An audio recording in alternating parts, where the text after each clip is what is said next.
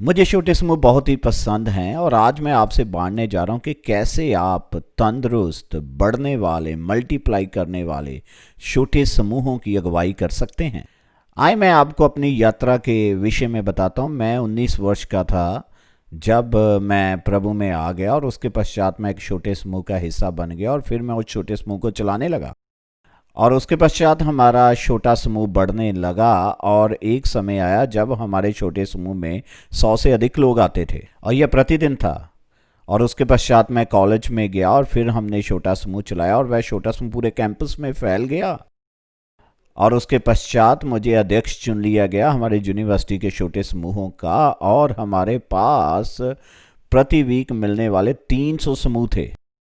और उसके पश्चात हमारे बेसमेंट में हमने एक चर्च शुरू किया जिसमें 12 लोग थे और वह 12 लोग बढ़ गए और 120 से अधिक हो गए और वह तंदुरुस्त समूहों में फैल गए। उन्होंने इसका अध्ययन पूरे अंतर्राष्ट्रीय स्तर पर किया है और मैंने खुद भी अपने स्थानीय समूहों का अध्ययन किया है, जो बड़े ग्रुप और जो नहीं बड़े, जो ग्रुप तंदुरुस्त थे और बढ़ने वाले थे।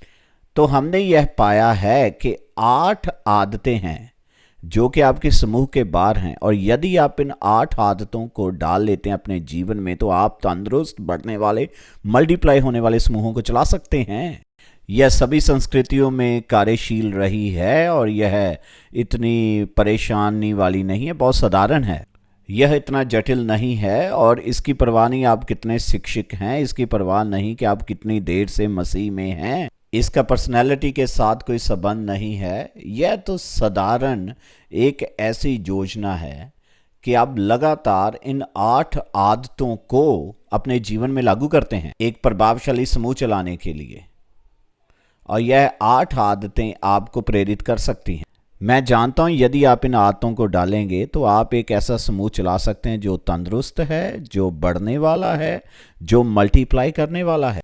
यह 8 आदतें कौन सी हैं, आइए मैं आपको संक्षेप में बताता हूं और उसके पश्चात आने वाले समय में मैं विवरण दूंगा हर एक आदत का और इसे कैसे किया जाता है। सबसे पहली आदत है सपना लेना।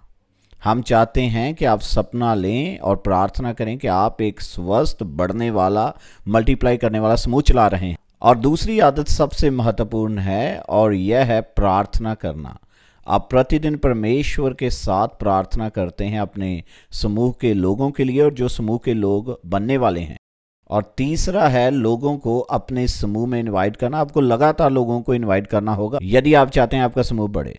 और चौथा है संपर्क बनाए रखना। आपको अपने समूह के लोगों के साथ प्रति सप्ताह संपर्क बनाए रखना होगा। और उसके पश्चात आता है तैयारी करना। आपको तैयारी करना होगा अपने समूह के सेशन के लिए जो आप सिखाने जा रहे हैं। आपको प्रति सप्ताह उसकी तैयारी करनी होगी। आपको सपना लेना है, आपको प्रार्थना करना है, लोगों को इनवाइट करना है और लोगों के साथ संपर्क बनाए रखना है, तैयारी करना है।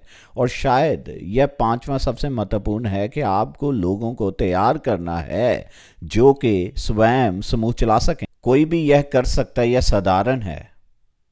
और 7वां है संगति करना। सामाजिक प्राणी होने के नाते लोग एक दूसरे के साथ जुड़े रहते हैं संगति में। और जब हम संगति करते हैं तो इससे अविश्वासी लोगों को भी हम अपने समूह की ओर आकर्षित कर सकते हैं। अंतिम है आपकी व्यक्तिगत बढ़ोतरी। आपका समूह उतना ही बढ़ेगा जितना आप स्वयं बढ़ते हैं। जैसे आप मसीह के साथ अपने रिश्ते में बढ़ते हैं और जैसे आप एक अगुवे के रूप में अपनी कला में बढ़ते हैं। मैं बहुत ही खुश हूं कि मैं आपके साथ ये बातें बांट रहा हूं और आप कृपया मेरे साथ बने रहें जैसे मैं आपको सिखाता हूं वह आदतों के विषय में जो कि एक समूह के अगुवे में होनी चाहिए।